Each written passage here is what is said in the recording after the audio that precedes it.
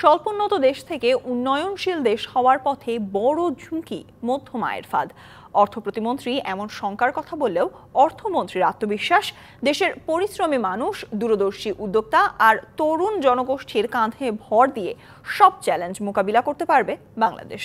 সকালে অর্থনৈতিক সম্পর্ক বিভাগ আয়োজিত এক সেমিনারে অন্য বক্তারা অবশ্য ঝুঁকিকেই বড় করে দেখেছেন। সবকিছু ঠিক থাকলে 2026 সালের নভেম্বরে উন্নয়নশীল দেশের স্বীকৃতি পেতে যাচ্ছে বাংলাদেশ। এই স্বীকৃতি যেমন সম্ভাবনা তেমনি চ্যালেঞ্জেরও, কারণ উন্নয়নশীল দেশ হওয়ার পর ধীরে ধীরে বন্ধ হয়ে যাবে অগ্রাধিকারমূলক বাজার সুবিধা। তাতেই বড় ঝুঁকি দেখছেন বিশ্লেষকরা।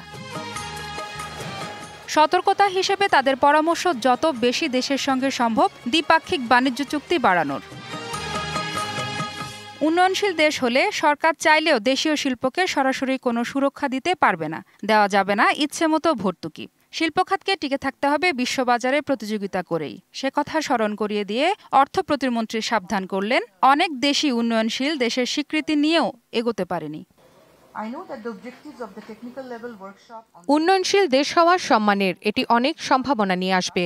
একই সাথে সম্ভাবনা কাজে লাগাতে না পারলে মধ্যম আয়ের ফাঁদে পড়ার ঝুঁকিও আছে।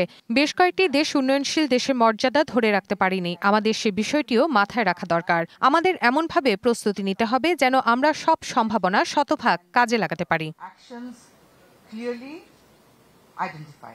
তবে চ্যালেঞ্জ নিয়ে খুব একটা চিন্তিত নন অর্থমন্ত্রী। তার বিশ্বাস, উদ্যোক্তা আর তরুণদের উপর ভর করে সব প্রতিকূলতা কাটিয়ে উঠবে বাংলাদেশ।